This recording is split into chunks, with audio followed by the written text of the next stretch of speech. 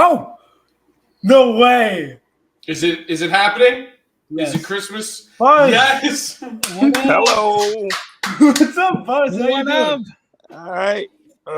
You bunch of punks. How's the night going, Buzz? How's your day? Day's all right. Nah, man, I'm 1 o'clock. I'm old. I'm in bed.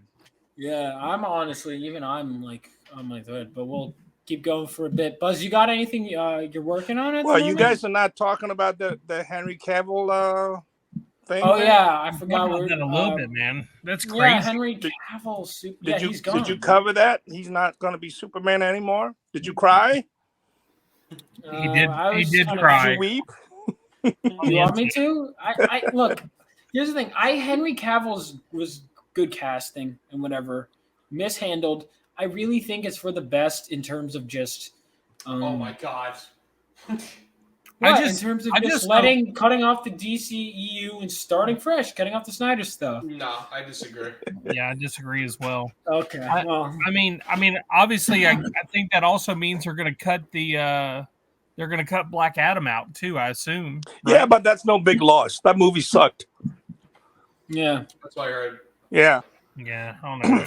It was fun. I thought it was a lot of fun, but it wasn't a good movie. Yeah. But hopefully, this means that The Witcher season 4 will definitely be coming out. You guys like that show, Witcher? I like The Witcher pretty well. Yeah, I thought it was pretty well done. Yeah, it was all right, but too much vomiting in that show. That's such an odd. Is that a thing that happens a lot? Watch the first season. It's like every episode somebody's vomiting. That's bizarre. Apparently, he was That's really weird. It's like, and then every time that chick goes through that time warp, whatever, she comes out vomiting. You know, that's so fun. They're walking by the street, somebody in the background vomiting. There's a lot of vomiting going on, and if you keep listening to Cavill's voice after a while, your throat starts to feel itchy because he has to keep that raspy voice going at all time in one monotone. It's just, Yeesh. Henry Cavill, I mean, one thing I like about him is I think he was one of the only guys, I haven't played The Witcher, but he's one of the only guys that actually respected the source material, from what I understand. He's a bona fide geek. I love him for that. Yeah. No, and he's such a genuine, nice guy, and he deserved much better treatment, and he got played. They played him. They played him so much that he gave up Witcher, and then he's not going to be Superman. That's the terrible part about it. Back though, They'll take him back. If you really read carefully about that meeting, was that Gunn is writing a treatment for an earlier time in Superman's life, and he's not playing him. They didn't say he's not playing him, just say somebody else is playing an earlier life in Superman. Hopefully they're trying to retell the origin or something with a younger actor, Well, they also had a meeting apparently about the shelved Batgirl movie about James Gunn trying to do something with that. Oh, yeah, no. I think it's a bad time though when they get rid of Henry Cavill but then keep Ezra Miller. I don't think they're keeping him per se, right? Because they're just playing that so that they can release the movie. It's all damage control. They can't keep him. What this guy's got going, I mean, like he's gonna have to go like in hiding for like good 5 years before he surfaces, from all that crap. But if they're gonna drop everything, there is no room for Ezra Miller, And Ezra Miller, yeah. Oh my God. Yeah, the guy went out of his way to sabotage his own career. That is like the dumbest thing, I mean, I already didn't like him because of the casting. That's fine. That happens. but holy shit. Yeah. I mean, every week it was like, here's the next thing. It's like an Onion article every week. It's like now he's like he has like. Wait, what happened to the family? He kidnapped the family, right? Whatever happened?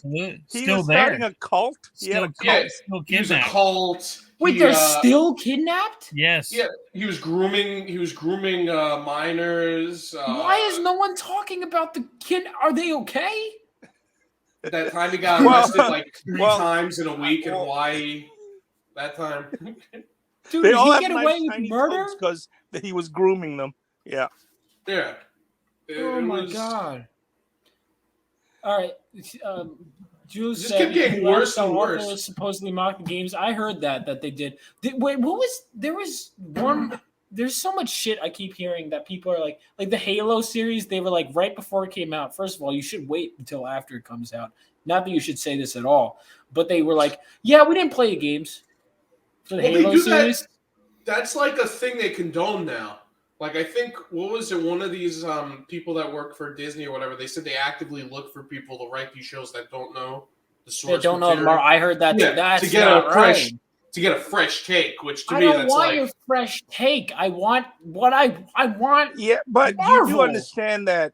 I mean, if they should be familiar with the source material, but they don't need to be full on immersed in it, because when that happened, and this is the ugly side of fandom, is then it's split into two all the time. There's nerds are always fighting with one another, even if they're not in the industry, if they're on the outside anyway. Who's right, who's wrong, who's more hardcore, this and that. You don't need that shit while you're trying to do. Oh, absolutely, absolutely. I'm just saying, have a layman's sort of understanding. You gotta be like a scholar on Spider-Man. Where, like, a perfect example is Zack Snyder. I think we were talking about this the other day. Zack Snyder was saying, Ben Affleck is absolutely Dark Knight Returns Batman. And he's like, he kills people all the time, just like in the book, and it's like, all right, well, you clearly didn't read the book, because he made a point of not killing. Yeah, I know. Yeah. It's so stupid. Like, he uses the tank with rubber bullets. They have like panels where he specifically grabs it and says rubber bullets. Yeah, no, there's a shot of him breaking the gun in half, saying that this is a tool of the enemy, and Zach is a. I like his films. I like his direction. I like movies, but he's a great visual director. Visually, and he knows how to turn an hour film into 2 hours by shooting a lot of slow motion. But lots of slow motion. All these writers are Tumblr readers who love pushing their fan fiction in the mainstream. I think to an extent, I don't think it's fair to say all of them, but a lot of them. But I don't. It's weird. It's weird because it's like I didn't watch the Halo series, especially when you're gonna start off like before the show is even out and say, put it on a streaming service first of all. I don't give a shit about Paramount Plus, and then on top of that say, oh yeah, we didn't play the games. Like, first of all, the marketing team had to want to strangle them. Yeah. Like, first of all, you shouldn't do that to begin with. But the fact that you're going to admit that right before it comes out is like on your streaming service that no one has. Halo. Who has Paramount Plus? Who has that? Halo series came out about 10 years too late. Yeah, because there has been better Halo-esque shows that has been produced and did better since they were trying to make the first Halo movie. They even put out the animated stuff that was better. So So when it came out, it was just like you're watching a Halo series and go, hey, this kind of looked like a Halo series. They go, wait, this is a Halo series. It's like, so bad. It's become a bit of a kind of a swipe or a parody of itself. Yeah, it's ridiculous. Did any of you end up watching? Did you end up watching the Halo series? Yeah. No, I don't have Paramount Plus. Oh, what did you think? I didn't watch it. Well, I got the internet, so there you go. Yeah. So the very first episode, it's like, these kids like being kids and going where they shouldn't go. Uh-huh. And like it's just absolutely mass destruction. And then the whole rest of the series, almost all the way through, just is like a story that doesn't even seem to make any sense. No. And and like Master Chief takes his helmet off like in the first 15 minutes. He pulled a Stallone. He pulled a Stallone Judge Dredd on us. Yeah. I mean, Carl Urban did not Judge Dredd Stallone us. He kept that helmet on the whole time. Exactly. Yeah. And it was crazy. And also, the whole problem that I have like with sci-fi when it comes to TV shows, like you really don't have this a lot when it comes to movies, because usually they only have a certain number of movies. Right. Is like, no matter what planet they go to, like it looks like a place that you'll find in your state. like the houses look like the businesses look like downtown. Like what I noticed about every single time. And like I was thinking, man, like they had this huge budget. I would love to see some new stuff. I mean, I want to see like some orange trees. You know what I'm saying? Like I want to see something that I can't find on Earth. And it seems like that's every time any show that happened. Even I love Firefly to death. And it got canceled, prematurely. R.I.P. But even Firefly, when they went to all the different places, they were all like Western towns. Well, the thing about Firefly is though, because it was a sci-fi show, and they space travel, but there is no alien creatures or races, right? So it had to have an earthy surrounding, plus budgetary things too, and it's supposed to be kind of a Western, outer space Western. I don't mind that because the cast was great, and there are a lot of things you can get away with budget wise if the writing is good and if you have really good character actors, holding it together. And Halo didn't, Yeah. And and then I realized, like, oh, and I like the actor. That's Liev Schreiber's little brother. Who was? Yeah, that's his little brother. Wait, who was Sabretooth's little brother? The Halo actor. Really? He was also he was in American Gods as well as the Lucky Charms guy. The guy who had the 4-leaf clover or the silver coin or whatever it is. I mean, it says something though that I was so, because I've imagined so many times when playing Halo, oh, this would be a great movie. While I was replaying, like, and it's like the fact that I was just so uninterested when they just went out, because I was like, when they announced the show, first of all, video game movies, their reputation, but it's true. Then they were like, but like every single thing I heard about the show was like a red flag. Like it was like. Sometimes it's just tough, man. It's tough because because I used to just get really excited every time they'd announce something. But even like the Mortal Kombat movie also was not a fan of. Which one you talking about? The most recent one. There isn't a good Mortal Kombat. Yeah, there isn't one. There isn't a good one. Well, get this. It's even worse. Like the second one is horrible. Like the Mortal Kombat Annihilation. Oh like God! They literally have scenes where like it shows the guy kicking, like he kicks Liu Kang kicks Baraka off the top of a cage. And he falls off the cage, but then they show like the exact same scene as Rain, the purple ninja, getting thrown into the fire. It's Rain, the purple ninja, going into the fire instead of Baraka. Dude, the Rain's death was I laughed so hard at that because he's just Rain literally goes. He goes, I killed Cabal and Stryker, and he goes, did you make him suffer? And he's like, and then he kills him. He kills his own henchman. It's a lot better movie if you drop some acid and wait for the MFDM theme to start. Did you guys watch? Did you watch Mortal Kombat Legacy? The web series or something? Yeah, it was pretty good. Isn't that the one where Michael Jai White played? It is indeed. It is indeed. Yeah, that was cool. And that was pretty raw too. I mean, it was like pretty violent. The latest one, Jolene Blaylock was in it too, right? Yeah. The latest one, I was so pissed off because the beginning with Tanaka, that actor, the Japanese actor he played Scorpion, the guy from the last Samurai. That whole sequence was brilliant. I was like, wow, this is really well done. And as soon as the Round Eyes came in, it went to shit. Jesus. But that whole sequence, I was like, wow, they really took their time. The storyboards is great, the character's great. I'm like, I'm really getting into it, the true origin of the character, and then they go to modern time, and then they went to crap. And I'm I don't know if you know this, Buzz, but HBO was so hyped on that movie, and everybody was like, oh my God, Mortal Kombat this, Mortal Kombat that, it's gonna be great, oh my God. And like they showed it, like they had a pre-screening of it, and people were just slamming it, like they were saying it was horrible, right? So what HBO Max did was that whole 10-minute intro, that whole one that took place in feudal Japan. Yeah, that was the best part of the movie. That was. Yeah. The greatest part of the whole movie. They showed that, and it caused such hype. For yes, that was they so got good. me. Yeah, but that was all it was. That was it. As soon as that sequence ended, it went to crap. But I tell you what, though, when I was looking at the casting, right, for that, I mean, they had a lot of decent looking actors, Asian actors playing the roles. And I'm going, any of these guys would have made a better Shang-Chi than the one that we got. Because I hate that movie. I call it Blend Chi because that's what it was. It was.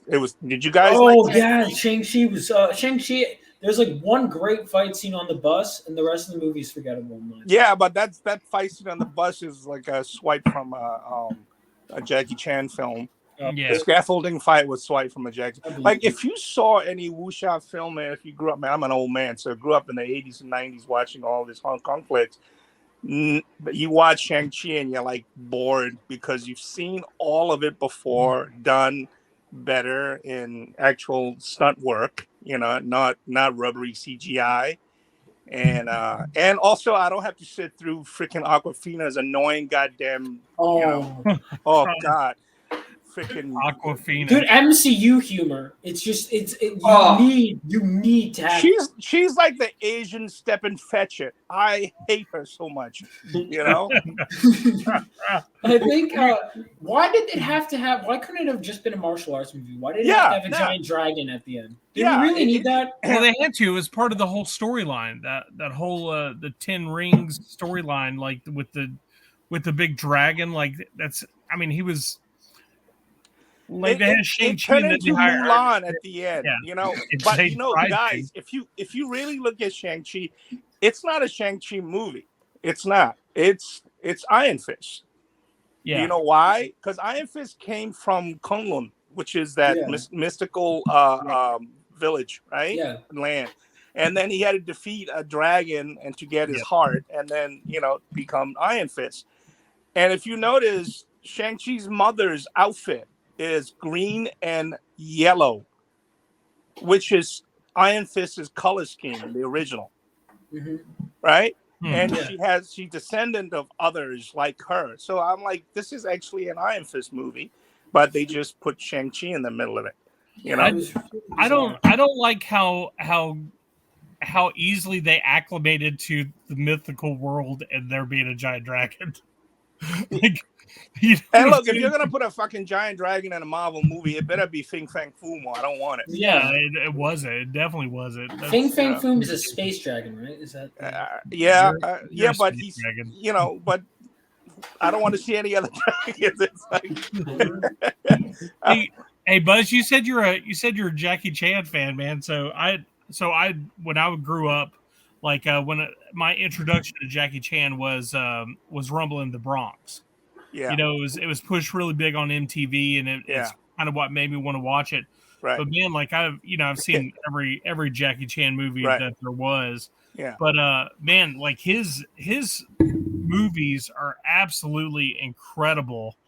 And you were introduced to like the weakest of his films. Yeah, absolutely. Yeah, it was because, and they shot it in Canada too. It wasn't even the Bronx. So if you're a New Yorker watching the movie, you go, "That's not the Bronx." They don't have a golf course in the Bronx. I said, "Oh, look, they hire 5 black people to play the background because the same 5 people been walking around in the back, But Jackie Chan, yes, I've well, if you were introduced in Rumble in the Bronx, but I'm sure you went and discovered his earlier films afterward, right? Dude, when I saw Wheels on Mills, that's amazing. I lost it, man. With Benny the Jet Urquidez, I thought it was insane. I thought it's one of the best ones, like him, Sammo Hung, and I can't remember the third brother that they Yung Bao. Yeah, I mean that's stuff. Yeah, it was absolutely insane. Yeah. And then you go from that and you end up watching Project A. It's what amazing. I'm saying with the pirates and the gold and stuff. I thought that was pretty awesome. And then Armor of Gods and absolutely. I mean, even going back to Drunken Master and Drunken Master 2. But it's I tell you, there's a movie that I actually walked out of the theater, and of all things, it was a Sylvester Stallone movie, and it was Tango and Cash. You walked out yeah, on Tango and Cash? Oh, because of the bus scene at the beginning? Yeah, I walked out after complete ripoff. Yeah, the whole scene was in the beginning. Stallone stops that truck and he stands in front of it. He shoots at it and then he reloads the gun and then he shoots it. The truck stops and the driver sort of breaks. He falls out at the front of the truck and lands. Yeah, that whole sequence was stolen from Police Story. Yeah, Police Story. Police Story. Yeah, and it was terrible that they did. I was like, fuck this. I walked out. I rediscovered the film on video later on, and I watched it just for Terry Hatcher. But that was the thing, if you were part of that kind of underground video theme, and who's knowledgeable about all these freaking martial art films, and then you see Hollywood start to steal a lot of shit from it, and it was insane because I remember when Super Cop came out, I was like, oh my god, this is amazing. Yeah, this is absolutely amazing. And then getting those VHS, the Jackie Chan VHS at some of the older videos, it was really hard to do at the time.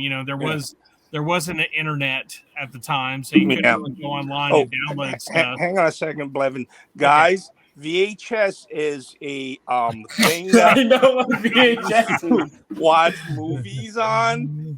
They had movies. I use it all the time. I still watch it.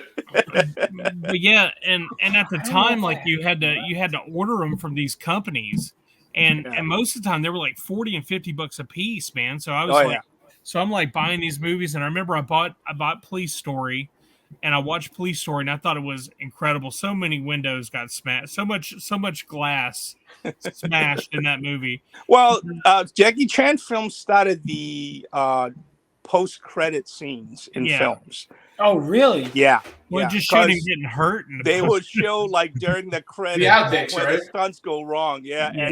Right. Those are so great. The ones Rush Hour 2 is my childhood. Oh, movie. I was watching Rush Hour. I haven't seen 2. I rewatched 2. I actually like 2 better because 2 is funnier.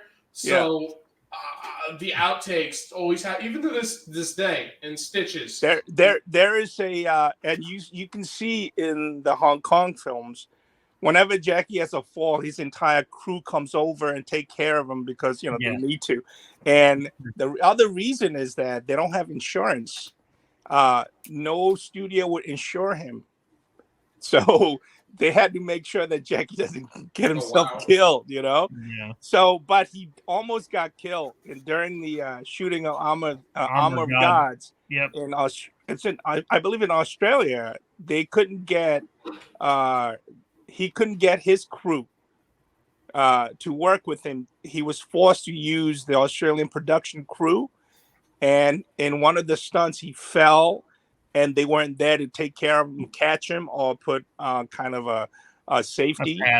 And he cracked his head open and he still have a metal plate in his head from it. He almost fucking died. Yeah. Yeah, that was, he fell through a tree. Yep. Yeah, that's why he's very adamant about using his own stunt team in all his films, including the American ones. You'll see all the henchmen and the bad guys in the first Rush Hour movie. Those were part of his stunt team. Yeah.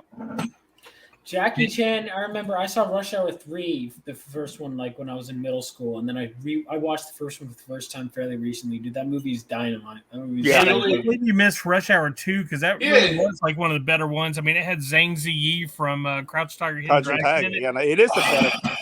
Yeah, that was. That's going to be on my list. But I'll tell you one thing about Jackie Chan. Not too many people realize it. He had that round eye surgery done.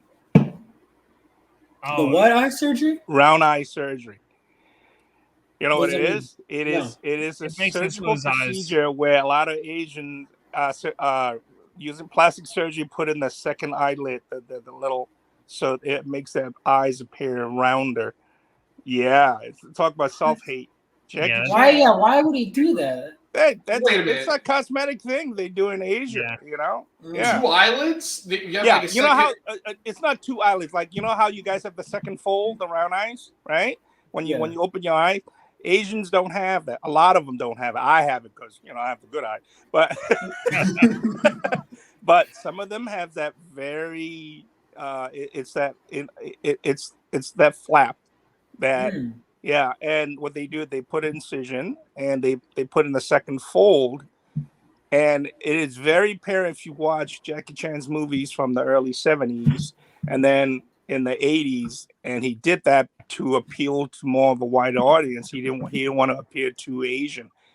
That bothered me a little bit, but I can't even imagine. Like, I'm not saying there aren't. I just can't imagine ever like carrying it. Like, oh my god, his eyes aren't like. You have no idea how deep and far self-hatred goes to in every race, man. And it's like that's one of the most popular. You know this different, right? You bring it up. Yeah, I'm seeing it. Yeah, that's interesting. Yeah. That is it. He looks like a totally different guy. Yeah. The guy on the left, See, I don't think he looks totally different. I just think it's weird. Like, he's a good-looking dude. Like, I don't know, dude. It looks like 2 different people. It looks like the guy on the left is a little more Asian. That's not what I mean. But all right. Well, it's like this. He went from widescreen to full screen. Jesus.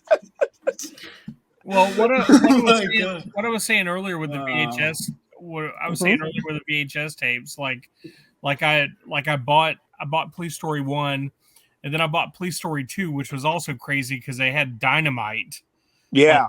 At the very end, the bad guy had a bunch of sticks of dynamite, and there was a bunch of scenes of them throwing the sticks and them exploding. And this was a real deal. The guy had real MADs on him. Yeah, he did. And then like I remember I ended up spending like I want to say it was like $50, which at the time was like ridiculous. Like it was so much money. I ended up buying $50 for Police Story 3, and I got Police Story 3, and it was Super Cop. And I was like, it was Super Cop, and I was like, man, they sent me the wrong movie. And they're like, no, that's what it was. It was Super Cop. Yeah, it's a title change. Yeah. So then Drunken Master, of course. Like, I mean, how could you? I mean, Drunken Master was absolutely the chopstick fight scene over the piece of meat was just incredible. Well, that's just normal in a Asian household during dinner time. I've had fighting over the one piece of chicken to get my piece of meat. That's me. Yeah. I'll take your word for it. It was crazy. My Charlie Fu seafood master, who when I took martial art, and I asked him, we were having food, and I was like, yeah, "What you know any of that chopsaki tricks?" And he was like, "What are you talking about?" I don't know. Show me some of that like awesome martial arts stuff, like breaking board with your dick or something, whatever, right? I'm like, come on, let me see. Like, what are you talking about, And I was like, I don't know, impress me. I grew up all these movies now, to convince me to take this shit. So show me something. And he's just like laughing. And the fucker took the chopstick and he threw it into the fucking side of a cabinet, and it went in about 2 inches. I was like, wow, I'm not gonna fuck with this guy. Yeah, that is pretty amazing. As you know, I don't know if it's as impressive as dick brick breaking, but it's still very impressive. Dude, for the next fucking 6 months, I'm throwing every piece of chopstick in my house at a door. My mother's like, "What are you doing?" I'm like, "I'm just trying." She's like, "What are we gonna use to eat?" I said, "Mom, first of all, do we really want to be using sticks to eat? In that drawer we have like knives and forks." Did you ever use the knives and forks? Yeah, You want to know what's crazy? When I lived in New Mexico, we had a guy who was an ex-Navy SEAL. He was like a real deal ex-Navy SEAL that was teaching math. He was a math guy. And we had a deal, and he likes to tell all the stories, and he had at the end of every week he would have people ask him a question about his time in the Navy SEALs. And, of course, like at the beginning, they're always like, you ever kill anybody? And he's like, yeah, I killed somebody. And, and he just, again, he was just nonchalant. And so someone asked him one time, they said, what's the coolest way that you've ever killed somebody? And the guy's like, it's never cool to kill someone. Let's get that straight. It's never cool to kill anybody. But I'd have to say a sheet of notebook paper. And they were like, what? They're like, a sheet of notebook paper. And he's like, yeah, like we were in a hostage situation and we were going to breach one side and then they were going to come out the other side. But there was a third way out of the building that we didn't know about. And like the guy was there to get the girl. Like he didn't have a gun or anything with him. So like when he saw the guy, he grabbed a piece of paper. And he said, yeah, I grabbed a piece of paper off the table and I forged it into a stiletto and I threw it and stabbed the guy in the jugular and he bled out. So we were like bullshit. We were like bullshit. Like call absolute bullshit on that, right? Of course we didn't say bullshit because this is like 9th grade. So it's like absolutely just a lie. Dude, he took a piece of paper. I kid you not, took a piece of paper, like did something, wrapped it around his thumb, turned his hand a couple times, made literally a cone-looking dart and threw it across the room and stuck it in a box. Wow. And then he went and got it and then unraveled it all and ripped it all up and threw it in the trash. And we asked him to show it again. He said no. No. Wow. Dude, see, and I have Googled, I have searched everywhere how to turn a sheet of paper into a stiletto, have not been able to find it anywhere on the internet. Yeah. And that's a lot. In the same situation, what I would have done was taken a piece of paper and write, "Dear Penthouse Forum, I thought this will never happen to me," and write some fucked up fucking erotic story while the guy's reading it, distracted, then you make your getaway. That's it. That's the only thing I can do. Buzz, I got a question from someone in the chat. As a kung fu master yourself, what are your thoughts on Kung Pao? Well, I like the chicken because it's spicy. Yeah. Beef is pretty good when it comes to Kung Pao. But if that's what you're asking, the food. But if you're talking about the movie, I think you're talking about the movie. The movie is great. Well, I'm familiar with the clips of the film that they use, and it's part of the Shaw Brothers lineup from the 70s. I thought it was funny, and there were scenes where it just got like, okay, I think we get the joke, and the part with the cow was pretty funny. I thought that was pretty cool. But that's you know what that guy is, the lead guy. That's Better Call Saul's brother. Yeah, Bob Odenkirk. Yeah. Really? Yeah. Yep. Yeah. I figure Vaughn would know and you would, so I had to say just to so Vaughn can learn something. The Odenkirk brothers. Yep. He had a wig on, so he looks like the 70 Chopsaki heroes. I tell you what, one of the coolest things, like, first of all, I didn't laugh at that movie at all, except at the very beginning, and I don't know why I chuckle about it. The baby fight? No, I'm talking about when the baby rolls down the hill. The old woman picks up the baby and she turns around and then rolls the baby down the other side of the hill. I have no idea why that is so funny to me. But you know what? I found the funniest in the whole movie was the voice of the girl, because that's him too doing the voice. Exactly.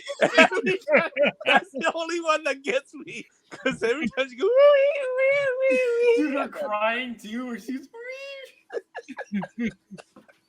and then the other one is like the opening of a Hot Shot Purdue, and they had to go get Charlie Sheen's character in a camp like Rambo, and he's all buffed and shit, and then he's doing the kumite over there. He's fighting to the death with the challenger, and then he fight this guy, and he kicks him in the balls, and the guy spits out 2 chestnuts out of his mouth. Oh, yeah. And then he goes, "You win." that scene still fucking kills me. It's the dumbest shit. That was and I don't think it was Hot Shots Part 2, but I think it was the first Hot Shots with there.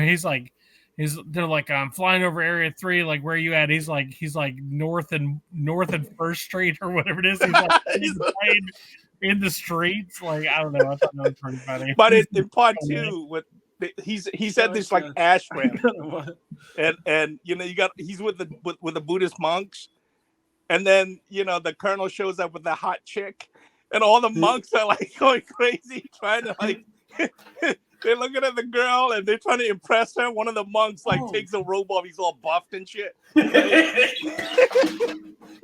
like running into each other trying to get her attention and shit, right? And then when she finally left the camp, they turn the camera, they're behind the fence.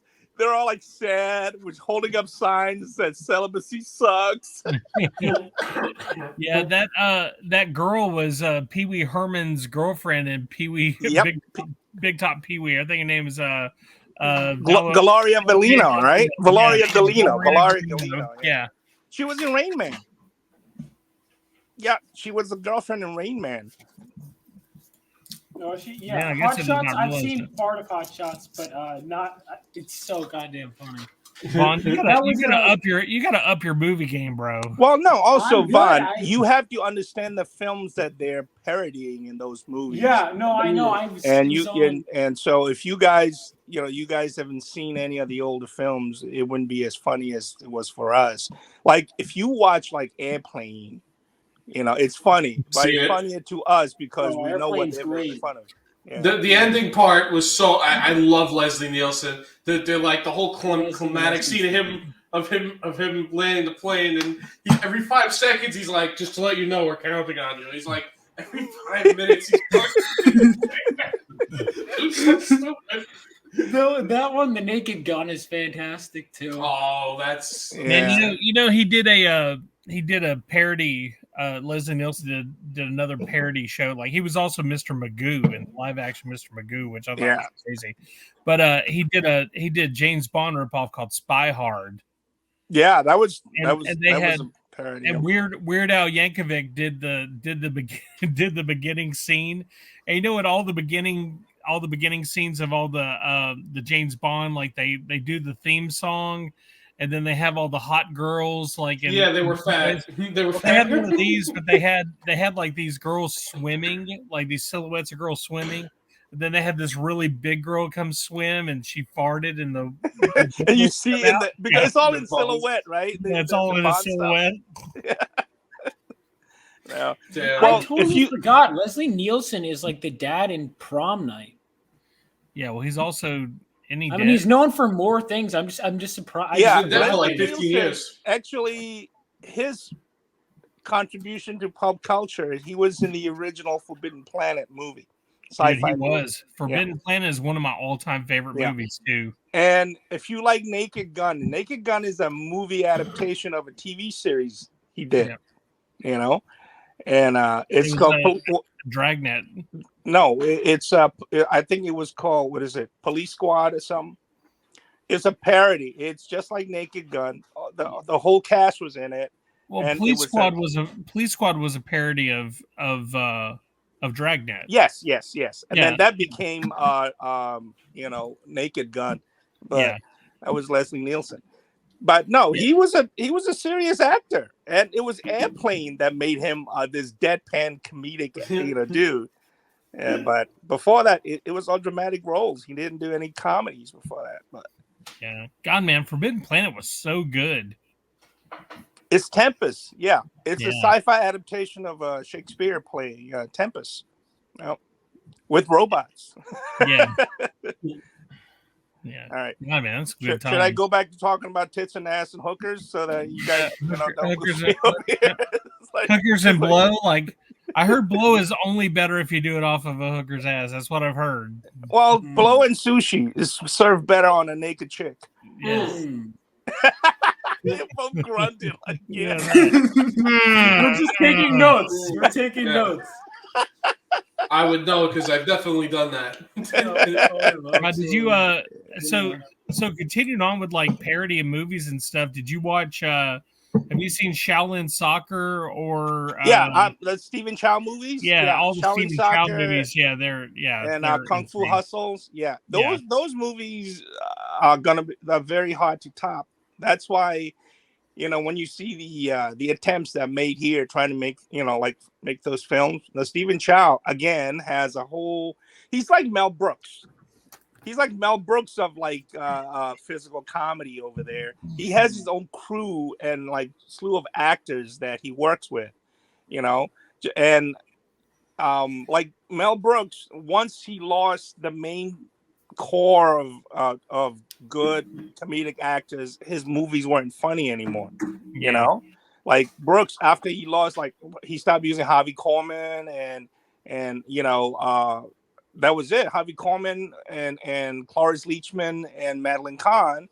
Mel Brooks' movie became corny because everything past History of the World Part 1 has been crap. My opinion anyway. Like half of Spaceballs is okay, but Stephen Chow's one is called God of Cookery. That's also a good one. The guy in Shaolin Soccer who looked like Bruce Lee became Bruce Lee in the TV series, right? Yeah. Which TV series wasn't he also the guy that played Bruce Lee as Once Upon a Time in Hollywood? No, that guy. That's a different guy. That guy's Korean. Yeah. Oh. Yeah. Did you guys like that the way they did Bruce Lee? Because he was, correct me wrong, he was a very good martial artist, right? Because I know some people think he was Bruce Lee is like a reverse of most of the Hong Kong actors. Hong Kong actors are actors who they had to do martial arts. Bruce Lee was a martial artist who became an actor. Yeah. So that's why he thought himself really high because he developed his own martial arts called Jiu-Jitsu. The guy was a philosopher. He was a groundbreaker. I mean, the guy took martial art as an art form, and he was trying to excel in it. But the thing is, was he an arrogant bastard? Yeah, he was. That was part of his charm. That was part of his drive. That this is how he survived in Hollywood as an Asian guy with really no pull. If he didn't have that machismo and that kind of a chutzpah, Yeah. So it's exaggerated where I didn't find his treatment in Once Upon a Time insulting anything because the whole movie is a fantasy. Yeah. And it's all made up. It's just that, people have they love Bruce Lee so much and they held him to such a high, this fantastical freaking bar that they don't want to see that besmirched in any way. Like they don't want to see Bruce Lee loses or any of that. Yeah, I'm like if you guys want to feel terrible about it, every time you see that stupid fake clip of Bruce Lee playing ping pong with his fucking nunchuck, I'll be more upset about that. Wait, is that fake? That wasn't real? That's absolutely fake. Vaughn, I didn't know. I never seen it with nunchucks. I thought Bruce Lee could. No. Man, going back to Kung Fu Hustle, like I think one of the coolest scenes in Kung Fu Hustle, and you may, I don't know if you agree with this or not, but I think that the bad guys with the harpsichord, and the way that they were playing the harp basically, and then they would like run their fingers across it, and it would, like when the guy's walking up the way to find out what's going on, and you hear the sound go through, and you see the leaves get kind of like sliced up and everything, not really understanding what was going on. Yeah, man, I thought all that cinema was just absolutely incredible. Oh, it's and the other thing is, I grew up reading a lot of the Chinese martial art comic books. I used to get them in Chinatown here, and a lot of that is taken from these books, the wuxia comics, right? So the whole thing with the Buddhist palm and all of that, that's from a couple of books called Wang Yihong and Long Fu Meng, which you're gonna need subtitles for this, but and yes, it's the Chow's movie are not just comedies. The guy is a brilliant director and a visualist, And you're absolutely right. No, that the way they shot that, it could have been in another film. It could have been in the Zeddy Mao movie, and it would have been brilliant. Man, dude, man, I could chat that stuff all day long. Yeah. I'm probably gonna go eat and stuff, but I do want to ask Buzz, I don't have our local comic book store is just absolute trash. Okay. So I don't have any way to get anything, and I definitely wouldn't have had anything from earlier. But I noticed that you did a Usagi Yojimbo cover. Yeah, that was when IDW released the new series back in 2018. A new number one. It was the first color series. So Stan was going to be in Heroes, and I was going to be at Heroes, and I worked with my friend from Legends Comics and Games. They were going to be at the show to do an exclusive to premiere at Heroes Con. And I did the cover for it, and I based it off of Toshiro Mifune from Yojimbo. Yeah. So the shot of him is actually the iconic Mifune, scratching his chin, right? And I just turned him into a rabbit. And the fight scene underneath is taken from the finale of the film. I just turned everybody into anthropomorphic characters, and I was very proud of that cover. I love it. Yeah, I mean, it looks incredible. Yeah. I was going to ask. It said it was limited to only 500. No, it's limited to a lot less than that. I'll tell you what happened. So IDW fucked up, and the guy who did it got fired. So fuck him. But I wanted to we had to get the book to have it for the show. It's supposed to premiere at the show, so the book's got to be in hand before that, and they screwed up. And they printed the books in Korea, and instead of using Canada or in-state printing, they were using a Korean printer at the time. That's crazy. And they sent it directly from Korea to Heroes. That was the only way they would have made it in time for the show. And during shipping, about 400 of them are damaged. Shut like up. When we opened the box up, there was a huge dent, crushed, and we salvaged about little over 100 copies. The rest had to be trashed. So I guess that's gonna answer my question. I was gonna ask you if you had one of these for sale. I have a few that Stan signed for me. He felt so bad that he came over my table and he signed a few for me. And the store has a few. I have some comp. The rest were all bought out by a bunch of CGC employees. You saw these red shirts lining up at my fucking table because they found out that it was a low print, right? So, that's crazy. Yeah, I would want one for me. I'm not. I can hook you up. That's not a problem. Yeah, I'm a huge Stan Sakai fan, and I've been dying to get him on the Pop XP. Like we've talked to Billy. Billy's friends with him.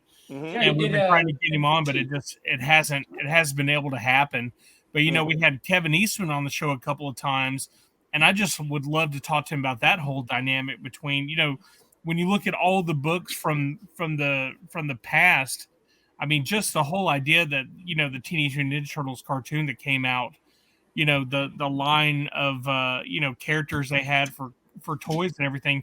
Usagi Yojimbo is one of the characters that shows up in the cartoon and everything because they were buddies with each other. Yes. And I think that whole dynamic is so, because you don't see that anymore. No. Wait, he shows up in the show? I didn't know that. Yeah, he does. What are you talking about? I said he does? I said I didn't know that. Well, Usagi Yojimbo, to the non-comic book reading fans, first introduction was in the Turtles cartoon. Yeah, it was his first appearance was in Albedo. Yeah, it was in Albedo. Yeah, but to the general audience that don't read comics, kids saw him first because Usagi Yojimbo, the comic book itself, isn't really for kids. So was the Turtles originally. Yeah, Turtles they were entertaining, but the subject matter is a little more serious than just because they were animals. Not everything was all cute and cuddly and shit. Yojimbo he's a freaking masterless samurai. So It's called a Ronin, right? Isn't that the term? He's a Ronin, yeah. And he shows up. He shows up in the Turtles cartoon, and that's how he was introduced to the general audience. You know, and he got a Turtles action figure too. Yeah, he got a toy. Yeah, got a couple of them. We got a Cyborg one and a bunch of other ones. But yeah, it's so crazy. But man, I totally would love to do that. And I also saw that you did a Batman the Mask like fight. Max, yeah, the Max. Like I don't. I'm not interested. I'm just kind of curious. Did you actually get to talk to Sam Keith and hang out? Oh, I know Sam. Yeah, Sam. Oh, that's awesome. Sam, dude, that is incredible. Yeah, Sam. His agent, Albert Moy, and I are also very close friends. So that's how I got to do the cover because I wanted to do it. I told Albert that, hey, listen, Albert's like, Sam's doing this.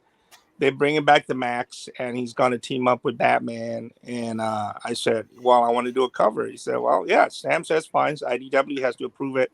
So I did 3 or 4 layouts, and they picked the one that I wasn't crazy about. But you know how it works, right? So the ones that I really wanted, it's like they wanted to make sure that both characters are featured prominently, like not one is favoring the other, So the one that they use, it's fine. I like it. I wanted to do it. And also I had to tell Albert that this will have to be my exclusive, meaning I don't want this ended up in stores, because like I had nothing. I had it was for New York Comic Con, and I needed an exclusive book. So, and of course it's fucking IDW. So they sent my books to freaking Torpedo Comics and John Dolmayan's store, and then they had to ship it back to me to make it in time for the show. I didn't get them until the second day of New York Comic Con. But yeah, I did that. Long story short, yes, I did that cover. Well, yeah, that happens all the time. Like you don't hear anything from Sam Keith anymore. And I saw that Rob Liefeld, when he brought back out Prophet, he redid his Prophet cover. Sam Keith, same as the one that was done by Joe Quesada, and kind of played it off as like the basically Prophet Reborn book or whatever, because Rob's definitely talking about there being a Prophet movie starring Jake Gyllenhaal. But no, they I just saw Sam Keith, and I was like, I would love to see more stuff from him. Yeah. Oh, by the way, fuck Joe Quesada. All right, go back. There's a lot of people that think that way. Yeah. Did you have any bad experiences with Joe Quesada? I don't have any good experiences with him. Ooh. It's a good answer. And neither does Billy. He's very nice about it, but Quesada was a jagoff from day one. So yeah, he's the reason why you've never seen me do anything for Marvel. Really? Whoa. Yeah, he's a prick. Yeah. He's gone now. Oh, I know. Fuck it. Couldn't have happened to a nicer guy. Yeah, it's like Mr. Toad fuck Mel Torme, and you get fucking Joe Quesada.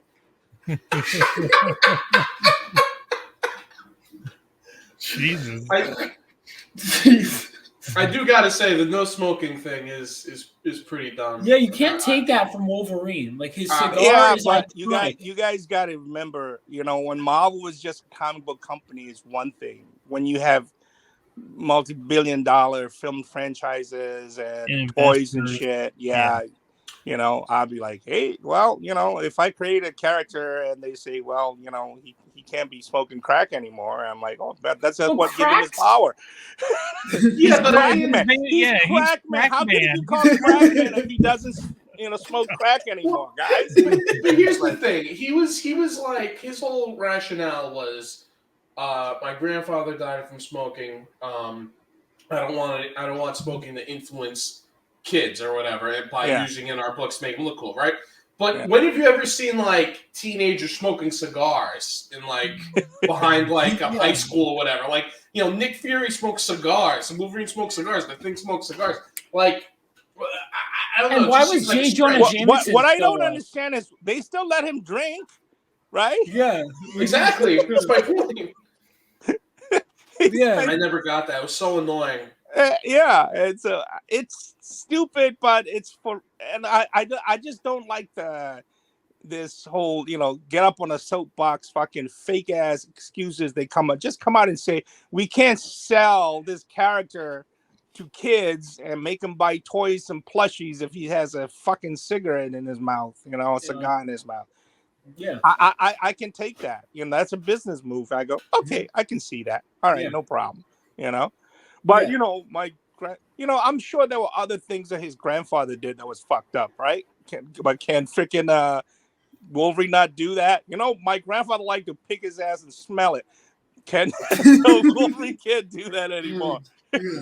It's also it's like Wolverine rationale, with his healing factor. Actually, would his healing factor make it worse if he got? No, that was the thing about Wolverine. He said he can't even drown his sorrow and sadness in alcohol because he only get drunk, but his healing factor, makes him sober up. Yeah. That was the thing. Wolverine's like, I can, that's the other thing too.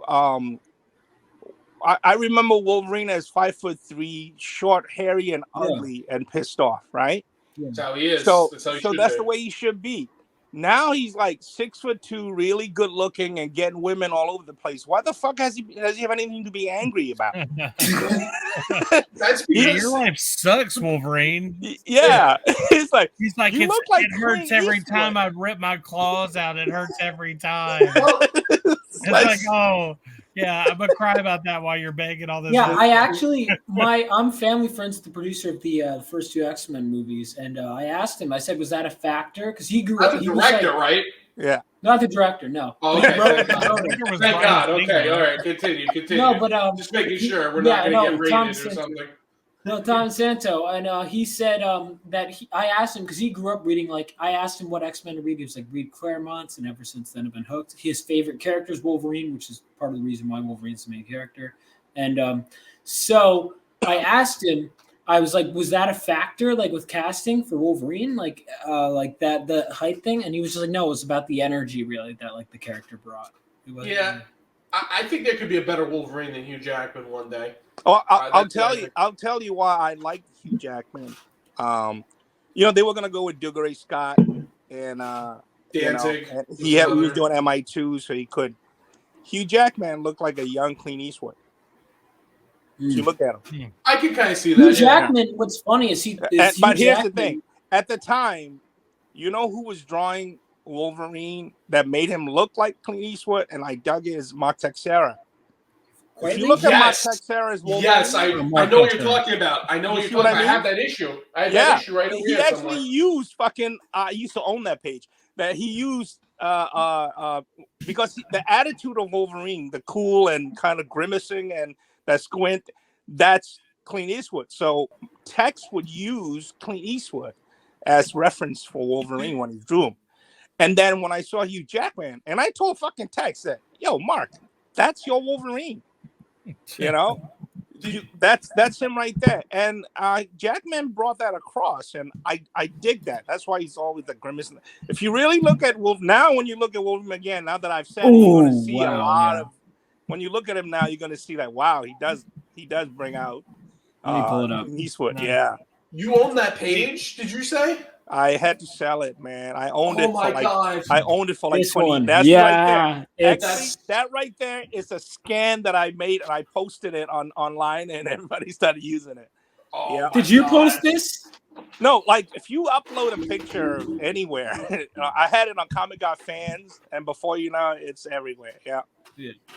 That's crazy. Hey guys, I'm gonna have to let you guys go. Buzz, it was awesome talking to you. Bobby, as always, it's great. Vaughn, it was cool to be on twice tonight, man. Vaughn's got to take a shit. That's why. You know that, right? He's been turtling for the last 10 minutes. No, I haven't. I have my ADHD. I don't have to take shit. I sent you, Buzz. I sent you a friend request. I don't know if you got it or not. I'll ignore it. Don't worry about it. Yeah. Okay. Friend request. Yeah, you can ignore it. It's all good. But yeah. Anyway, it was awesome talking to you guys. Until next time. Okay. All right. Is it? I see you. See you, Peace. Take care. He's probably hasn't eaten, man. That man's been trying to eat for the last 5 hours, and you guys kept him up. It's what we do best. We convene. All right. We got the geek out of the way. Let's talk about some bitches. What do you want to know? What do you want to know? What do you want to know? It's like my dad. Well, my dad always told. My dad told me this. I was like in high school. I was like 14, 15 years old, right? He goes, "Hey, Bob, come over here." And he's like, "You want to know how to pick up women?" And he goes, and I go, "Yeah, sure. Okay, this is what you tell them. You tell them, want to know how I make my dick to be 8 inches long?" You go, I fold it in half.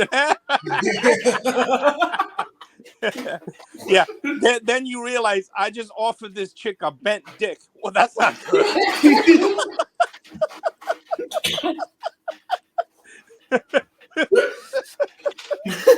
Oh, so man. Good. What was it like drawing? Because Vampirella, were you like a fan of that beforehand, or was it? See, here's the thing. I was a fan of the character because Vampirella, the magazine, which is produced by Warren Magazine. The thing was, when I was younger, when you weren't old enough to buy Playboy, you can buy Vampirella because it was a comic book magazine, but it was still semi-fun. Every once in a while, there'll be a nip slip. It's true, yeah. And that got by the editors? Yeah. No, because it's a magazine. They don't care. Kids. Yeah. It wasn't quite adult, but it wasn't meant for kids. It was just it was a black and white magazine, comic book. It's not superhero stuff. And it's right next to other adult magazines. So, I think issue 100, there's just like a full-on strip nude shot of her. Yeah. And I love the character. The character is a parody or conglomeration or mixture of Vampira and Barbarella. That's why it's called Vampirella. Oh.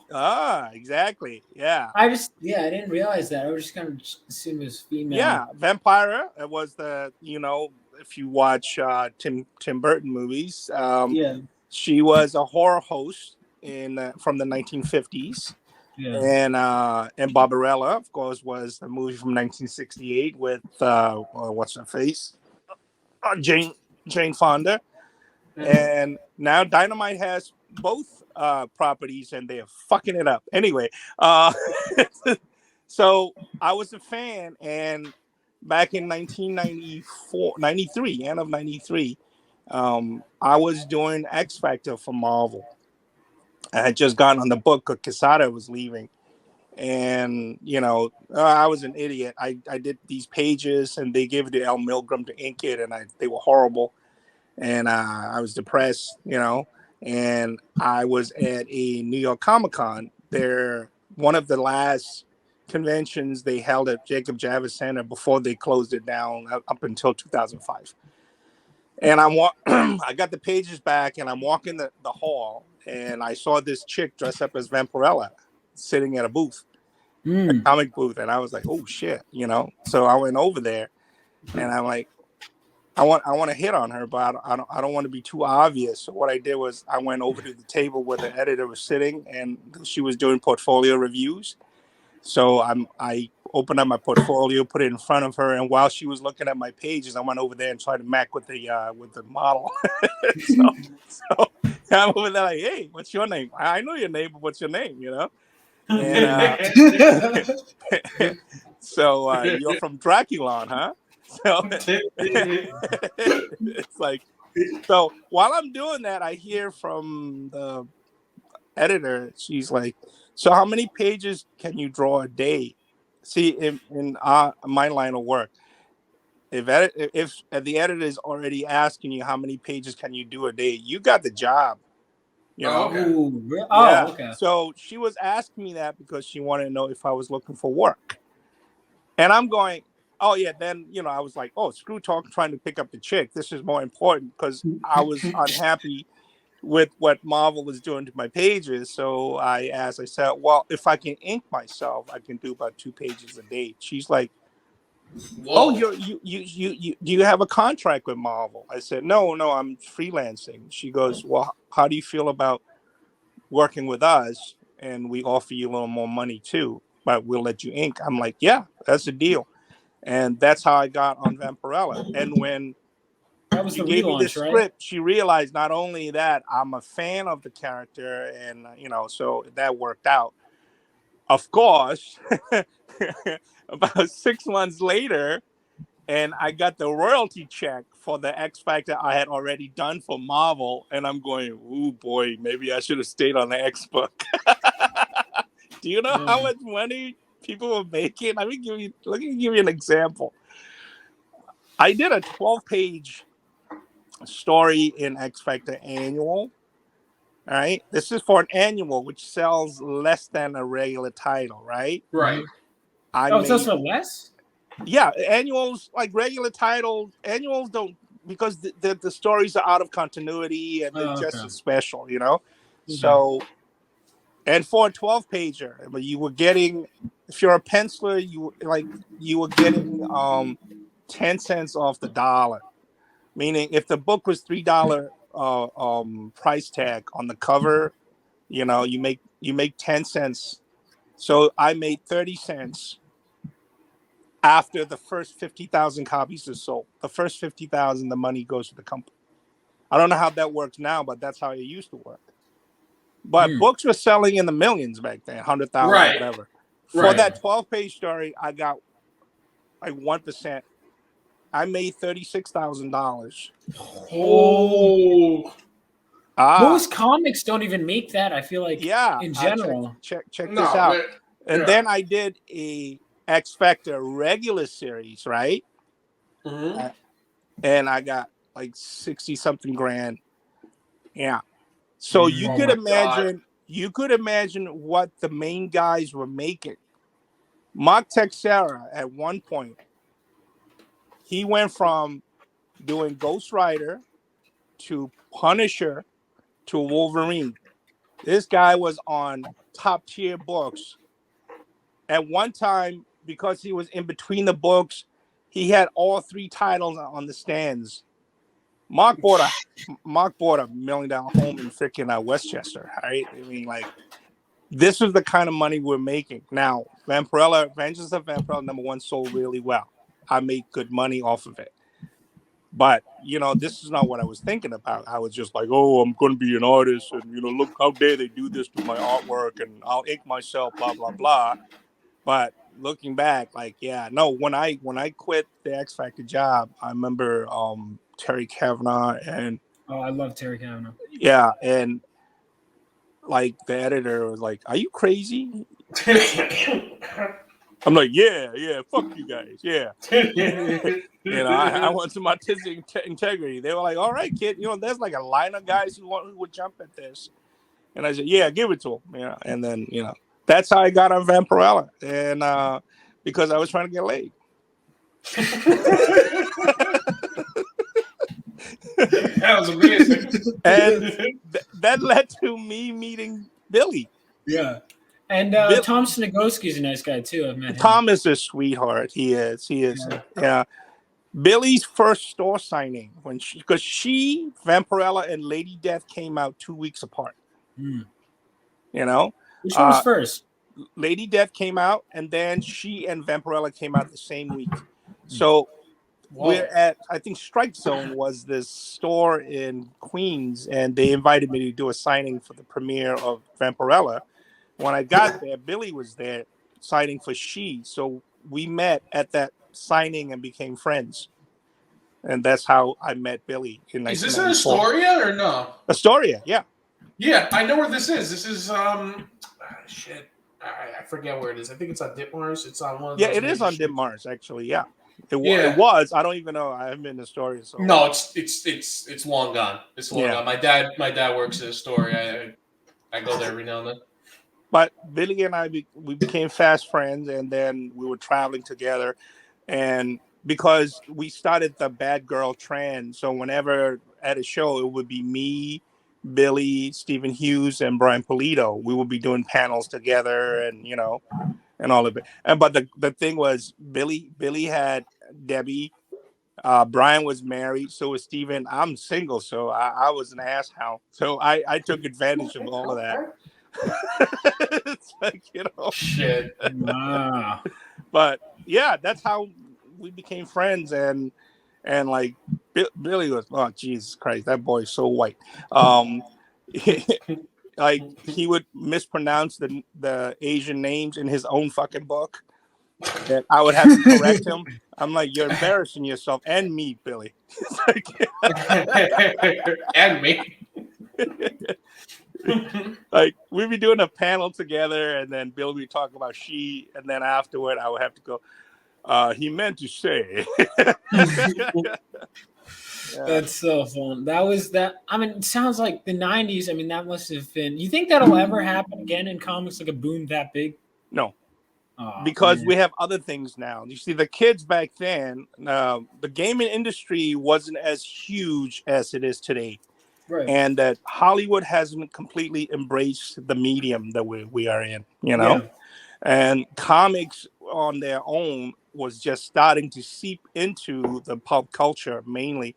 And it has a lot to do with Rob Liefeld, you know, and McFarlane. You know, when Liefeld started doing the Gene 501 Levi ads with freaking, you know, directed by Spike Lee and shit, that went, you know, that's like Rob's contribution. No matter whether you like his artwork or not, his contribution is huge in that sense, you know. And so people looked at comic books like they were investment, like they were free floating stocks. They all thought that they're gonna put their kids through school in 10 years by buying up these books. So it drove up the sales numbers, and everyone was making money. And that won't happen again because comic books are now properties, IPs that companies keep around just so that they can make the movies and the games and the shows. They will actually keep the comic books going at a loss just to maintain the IP. But it's a cheap way to keep the IP afloat by putting out comic books. It doesn't cost much. It costs even less now because they're not employing American artists anymore. Oh, not at all. Because they outsource it to the Philippines and South America and all that, because those artists will work for $100 a page or whatever, because the exchange rate is good. So they're still making good money. But no, I just heard like I'm supposed to be working. I got a project with Philip Tan that he proposed that we work together on. Oh, nice. And we have to do it crowdsource. Because if we try to do it through Marvel or DC, I cannot fucking work for a slave rate. And like they're gonna pay me a page rate that I can make in 1 hour doing sketches on fucking whatnot. And Bobby has now seen me actually do what I do live. I draw real fast. He is insanely fast. Yeah, 2 pages a day, and it was crazy. Yeah. Well, inked, you said? I'm sorry? You said earlier you could ink 2 a day? Oh no, yeah, no, they pencil sequential pages, 2 pages a day. That's like, yeah. That's Kirby. That's like Kirby fast, right? Yeah. No, I can't do that no more. Are you crazy? That was because that's the thing. Realistically, I would say that most artists with things are today, they need to make about $500 to $1,000 a page to make a living. You know, wait, how much? $500 to $1,000 a page. I can't afford to pay that. Yeah. Well, that's the thing, right? Because realistically, that's how much they should be getting, because after taxes and shit, right? Yeah, definitely. You don't make much, and it would take you to pencil and ink a decent sequential, really good page 2-3 days, right? So if you really think about it, you're not making much. If Marvel's top rate is like maybe $200 a page for pencils, how the fuck are you supposed to live on that? If you that means you have to bust your ass to draw 5 pages of artwork a week, right? 5 pages to make $1,000. After taxes, you get shit, right? Your rent, if you rent a 1-bedroom apartment in New York, starts at $2,000, right? So think about it. So if you work all week, busting your ass to create 5 pages of work a day for a whole month, right? Just say you take the weekend off to breathe, you know, That's $4,000 after taxes, everything, and after rent. You got nothing. Yeah, no insurance, no medical, nothing, right? So, yeah, it doesn't actually. If someone offered me a job today to draw a book for Marvel DC, I have to turn it down. That's crazy. Yeah, I don't blame you. I've never even I would never even come close to being at that level probably. But I wouldn't take it. But what we have now, and this is what I tell my peers, my artist friends, they're a little naive about how things work. But I've always been interested in every aspect of the business. At one point, I sold comic books. That's how I got those books that I've been selling. I used to be a partner in a comic store in the 90s in Brooklyn. So I've been on the selling side, the buying side, and the producing side of comic books. So I because I get to know the industry you're in. We have the internet, we have social media, and which is the best tool to keep ourselves relevant without having to swing off Marvel and DC's tits. I mean, like suckle on it. It doesn't pay enough. So I tell artists who are on books, I say, look, take advantage of the time you have working on their properties, but always remember, Batman is going to outlive you. Wolverine's going to outlive you. Okay, and they're going to continue to be around when you're dead. And fans only give a shit about the artist drawing on the title because they're buying it for the title. Marvel will not allow a creator to stay on a book more than 12 books, 12 issues. That's 1 year. That's a 1 year run, right? Because if they allow the titles, the creators to get more popular than the titles, they'll have another image on the can, and they don't want that. They want their properties to outsell the need to have the art. So they'll rotate artists and writers like every year or so. So you can't even say this artist and you automatically think of this character, because you used to be able to do that. You think of John Byrne, X-Men, Jim Lee, X-Men, George Perez, Teen Titans. Yeah. So that's what they do. And it's set up that way. So what you do is, if you find yourself lucky enough, you think, to get on a Batman or X-Men, use that time while you're on it to promote yourself for your own art. Go on the social media. If you're on X-Men, use X-Men to pimp yourself so that you start to build a fandom that follows you for your art, not because of the book you're on, so that when you're no longer on that book, they still follow you, and then you can still, continue to make a living, continue to be relevant. And this is why I tell them, get on every freaking platform that you can handle. You don't have to, I don't understand everything. I stay on platforms that I'm more familiar with. That's why I'm on Facebook and whatnot, whatever.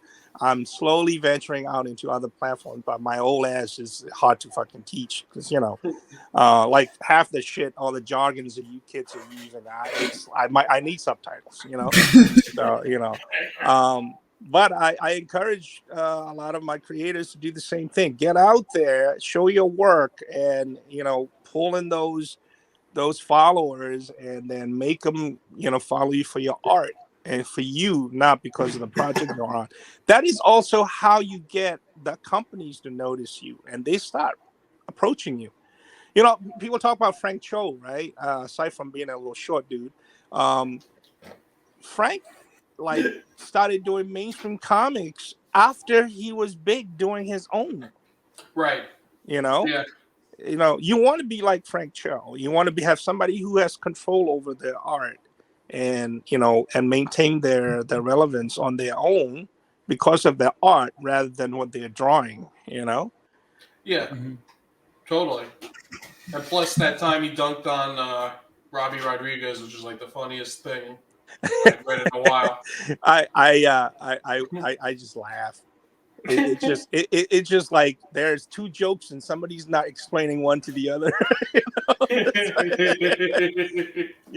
Because I like both of them, and I can see. Oh, all right. I wasn't trying. No, but I'm saying, the outrage shit was just hilarious, and then that Robbie's side just couldn't understand why it was funny.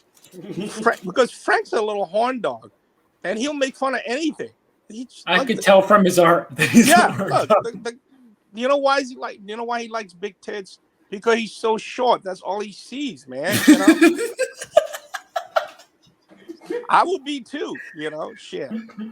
But no, I kid. But no, he's got a really dry wit. And he's very funny, And he's like, don't take it seriously. The guy he's just laugh. Yeah. It's like Adam Hughes, guy's a god, right? Yeah. But he's also one of the funniest motherfuckers I know. Adam, if you ever seen his sketches and some of his covers, he is hilarious. The guy is very funny, but you don't expect that when you see like videos of him being very quiet and sitting there drawing. If you know him personally, the guy is hilarious. Like yeah. That's fun. Yeah, I love hearing just like that kind of stuff, and just like everyone, like so many people, just seem so just cool and down to earth. Even just like at the cons, just people who are hanging out with, like everyone's really cool. Vaughn showed up in Doug Ramsey outfit. yeah. And I picked it out, and he was like, "I made his weekend." Yeah. He was like, "Hey, look, it's Cypher. It's Doug Ramsey." He's like, "Yeah." Wait, what were your thoughts on that character, by the way? I love that. Thank you. That character. I mean, he got treated badly. Poor kid. Until he got picked on until he met Warlock. Yeah. And then they killed him. I'm like, what the fuck? Because the guy's power is like, I can translate. He's like a walking subtitle. That's it. That's his power. He can talk in different languages, right? Is that it? He can translate in any language. Yeah.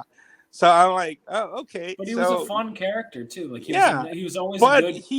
They made him sympathetic. He was like, his POV was he gave the readers like his POV was the reader's POV because his power was so lame, and he's part of a group, and so a lot of kids kind of adhere to that character. That's a huge fandom, like of Doug Ramsey's character, and they all got heartbroken when they killed him off. But man, when Arthur Adams came in and paired, actually Bill did that first. Sienkiewicz did that first. I thought it was Art Adams the first paired. No. Bill Sienkiewicz created Warlock. Yeah, I know he created Warlock. Let me see. And Doug Ramsey premiered in Bill's run, but it was a little before he appeared. They merged him in Arthur Adams' run when they went to Asgard in part of the. Jesus Christ, I'm a fucking nerd. I'm like, my brain is recalling shit on like automatic. Yeah, but it's funny if you think about it. I mean, people always say that Batman. No, is Doug Ramsey first appeared before Sienkiewicz, right here. Oh, there you go. Okay, yeah. But he didn't join the team until Sienkiewicz. Yeah. Well, right. But the McCloud run, right? Yeah, Ramsey was there. It was Sal. I think it was Sal Buscema and Tom Mandrake when he first. Yeah, I mean it was great, but they inked it to like Tom Mandrake told me that he at that New Jersey con that he inked it to look like McCloud. The man. Yeah. Well, because they told him, because Bob started the book and they wanted to maintain a look, and then Bill came in on issue 18 and just said, "Fuck it." He tossed the table. It's so good. And he came in at the worst time of this was like 1984, 85. Marvel and Shooter's fucking genius plan to change printer, and then this printing process they went into rubber printing, right? Because they used to have the printing plates done on metal, and then they went cheaper by putting them on rubber because they can produce faster. But what it did was that it stopped using the Band-Aid dots. So you'll see these books would have these really bright, sickening yellows, like ink lines were dropping out, and it was horrible. And and it was just like, but it was cheaper. And Marvel and DC, they use these printers, but that's when Bill stuff came out. So there was a lot of droppage in the art, and then I didn't know that. Yeah, and the people were following the kind of the more cartoonish style that came before it, and they saw, as Bill was an artist. Like artists love Bill, but he didn't click with the fandom until later on, because when he first came out, he was a Neil Adams clone. Right. Exactly. And Bill, it's funny that Bill's the only artist who emulated Neil that haven't never worked with Neil. Yeah. Bill was already formed. He came up to continuity looking for work, and Neil had nothing to give him. So Neil called up Archie Goodwin. He said, "I'm sending a kid over to you. He draws like me. Give him some work." And Bill went to Marvel, and Archie put him on Moon Knight for the Hulk magazine. Moon Knight later on was written by Danny O'Neill. So Moon Knight is Marvel's Batman. Yeah. And they got Marvel's Neil Adams to draw Marvel's Batman. So.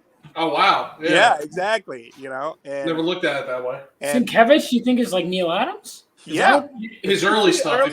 He's all Neil. Yep. Yeah, 100%. Yeah. I've never read anything he did pre New Mutants, so maybe that's why. Yeah. Well, but what happened was that Bill discovered like Sergio Topi and Ralph Steadman, and Bill thing was that he wasn't going to stay in Neil's kind of frame. He was already looking to break out from it, and he decided to do that with New Mutants, and the reception was split. Like some fans did not like it because his visual storytelling isn't linear. It's everywhere. It's very cinematic, and it's very emotional. It's a very emotion driven. The way he tells stories. He will break out of panels. Character will like break out, speak out, and that didn't happen in the previous issues where everything is drawn within the gutters. And Bill would just like right off the bat, the splash page is fucking Professor Xavier getting a cannon shot to his chest, and it goes across 2 pages, blown away with blood and shit. You're like, what the fuck is this? And that just like, if looking back, it's so revolutionary that this is where it all started. Yeah. Yep. Right here. Right. See. Yeah, now I'm thinking about it. I could see if like nobody, if that's it. Like this is the first time you're gonna see somebody draw like this. Yeah. I could sort of see why it might be split. Yeah. I know someone there were Bill Sienkiewicz diehard fans that did not want him to change his style away from the Neil's influence on Moon Knight. While Bill was trying to break away from Neil because he wanted to have a voice of his own. So but one thing that Bill had, what Neil did not do, Bill paints. He had other influences. Neil's influences were all the old masters. Bill came in where the influences, the kind of the era was changing, the influence was changing. So Bill kind of started to build a bridge, and took off from that. That's why Bill is so well beloved by the new and the old, because when you look at his artwork, it's kind of has his footing in about 4 different eras. Someone from the 1980s can look at Bill's work and appreciate it. Someone from the 90s can look at it and appreciate it. Someone now looking at it and go, wow, this is some whacked out weird stuff. I love it. That's right. So it's like Bill got his foot firmly in not just comic book, but fine art, abstract art, modern art. All of it is in his work, and he found a way to make it all work, and still have a voice. Yeah, I mean, I love, like, I think Bill's best stuff is at least that I've read is Elektra Assassin. That was his breakout. because the medium was completely different. He painted, and it was a series that was painted. We gave Alex Ross his dues for first fine art painted series as sequential, but Bill did that way before Alex, but it wasn't done in a way that's way, hey, this is what real people will look like if they wore these silly outfits. Right. That was the thing about Marvels, is that one thing that Alex was pointing out was that, these costumes look silly if real people wore it, and they did. And, they look cool, but you can go, oh, yeah, okay, And then he kind of, like the second chapter of what Alex was trying to narrate was Kingdom Come, and then where he goes, well, people can wear these things and look cool, and that's what he did. I'm in that book too. So in which one? You're in Kingdom Come? Yeah. What did you do in Kingdom Come? Well, I knew Alex. He's looking. If you go to the acknowledgement in the back, you'll see Aldrin R. Yeah. JK. Here we go. So wait, yeah. Why did you? So Aldrin R is your real name? Yeah. No. Sit down, Vaughn. I got this one. I got it too. Well, all right. Well, congratulations. Are we going to the acknowledgements in the back? Yeah. Okay. And you'll see listen name, and you see Aldrin R. I see it. Yep. Got it. Damn it. Now, if you go if you go to issue 2 of the second chapter, there's a fight. Red Robin fights these 2 egghead aliens on top of Statue of Liberty. Those 2 egghead aliens is me. I posed for that shit. I had to lay on the fucking floor.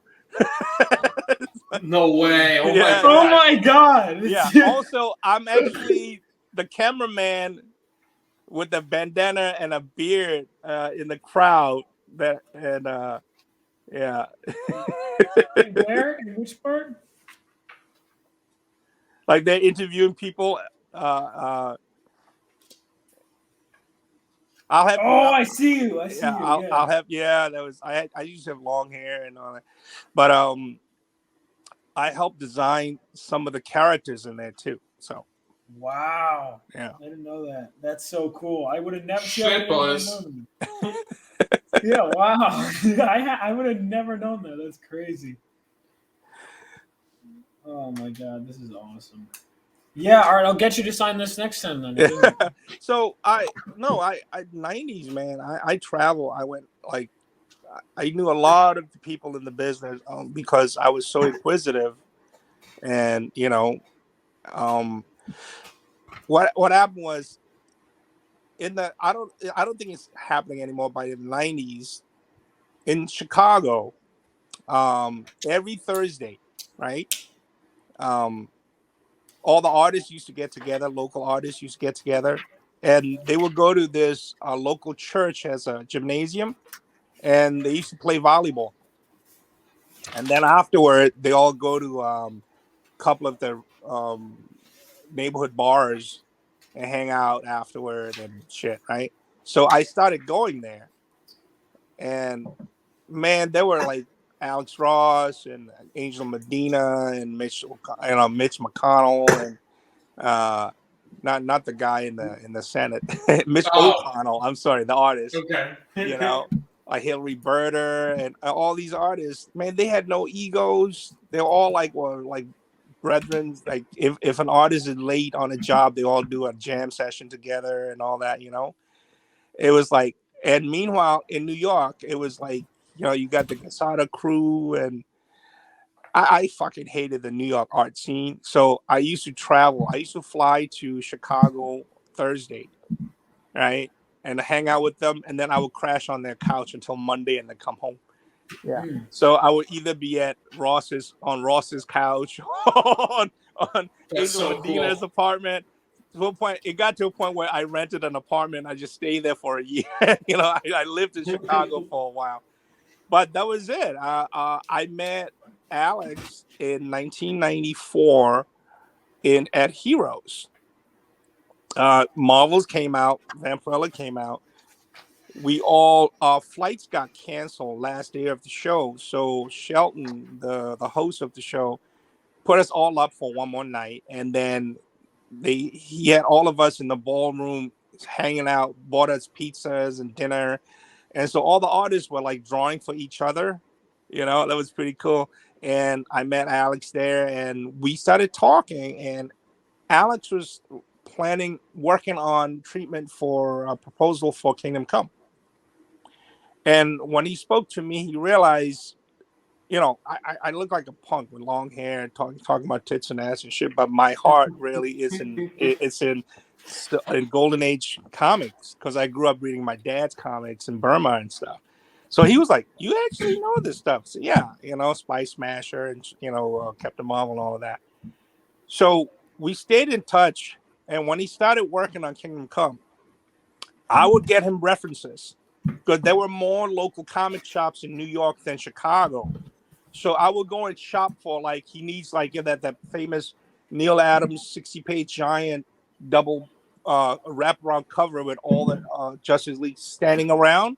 That was the inspiration for the first 2 issues covers to Kingdom Come, when all the characters stand.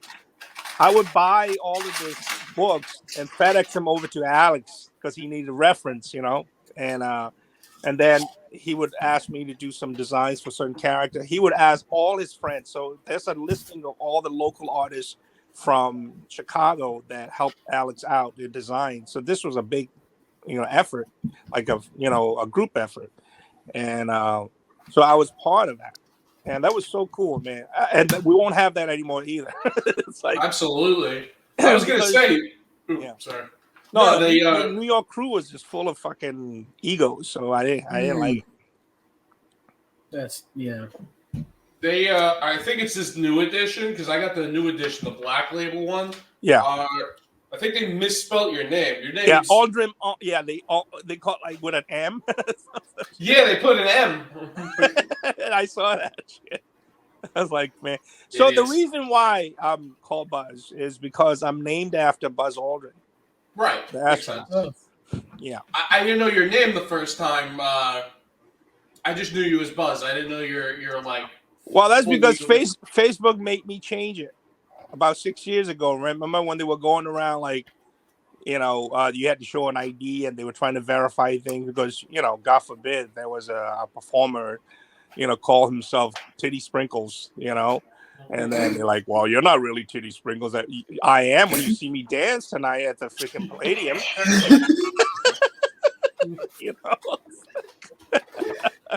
So they because I had it as Buzz, and they made me change it to Alden R, and I got stuck. But so everyone knew me as Buzz. Nobody knows me as Alden R. If someone calls me Aldrin in a crowd, I would either have to run away or be very leery. Yeah, like, who the fuck? Because you had to have known me since I was a kid to know me as Aldrin. My nickname has been Buzz since we were in school because I'm named after. So when I started doing comic work, I decided to use Buzz. So it appears in books as Buzz. So this doesn't appear as Alden R. But when they write the check, it's Alden R. Right. So when they credit me in the book, they went by the guy they wrote the check for. So it says Alden R instead of Buzz. Yeah. I have a story to tell you. So I took a shit in Buzz Aldrin's house. I'm going to share this and yeah. I thought you were joking. Buzz Aldrin has a home in Linden, New Jersey. Right? Really? That was his old home. It's like a museum now. You can go and look at the house, but this is the house that Buzz Aldrin grew up in. Right. This is around 1994. As my friend Laura, we were partying, and I ended up I woke up in Linden, New Jersey, at her apartment, and then before we went back to Manhattan, she's like, "Hey, you ever been to your namesake's house?" I said, "No." He said he lives around here. His house is anyway. You can go and look at it. I go, "Really? That's cool." Yeah. And so I went to Buzz Aldrin's old home in Linden, New Jersey. And, we were looking around, and man, all of a sudden I'm like, I don't know what the fuck we ate the night before. Probably some fucked up shit at 4 a.m, drunk. Probably some like falafel and pizza and bean burrito or something. I had to drop a deuce, man. I was like, fuck. Right? So I see the bathroom, and I went in.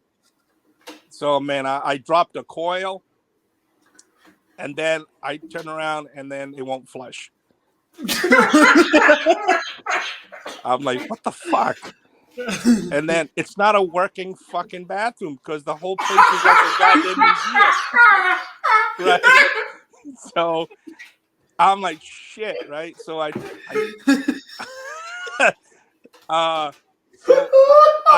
close the lid, and then I come out, and I notice that there was a rope roped off, but it was on the floor. So I didn't see it. I just thought it was a working fucking toilet. So I come out. I go, we gotta go. She goes, what? No, we haven't seen upstate. No, we gotta go.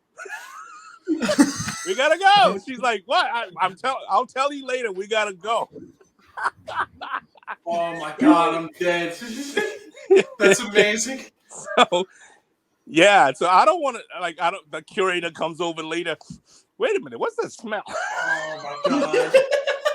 I was like, well, the other Buzz Aldrin left a moon rock in there. Oh my God. Yeah, poor soul that had to go in there. Had to go in. There's like no other way to clean it than scoop it out. He puts on a hazmat suit. He opens the toilet door. He goes, I'm gonna it's gonna be a one step. Oh man. Oh my God. Oh, shit. Oh my God. That's so funny. On that note, it is almost 3 a.m. I am done, guys. Thank you for allowing me to come in and chat with you guys. We'll do this again soon. I'd love to, man. That was phenomenal. Thank you, sir. Thank you so much. That's great. No problem. You guys have a good night. Take it easy now. All right. Bye-bye. See you. Yeah, I think we're gonna call it a night. I don't think we can. No, you can't top that. You're not all right, guys. That. All 2 of you still watching. Thank you for sticking around. It's probably us still. It's probably us still. That was amazing. All right. That's the greatest story I've heard in a very long time. Oh my God.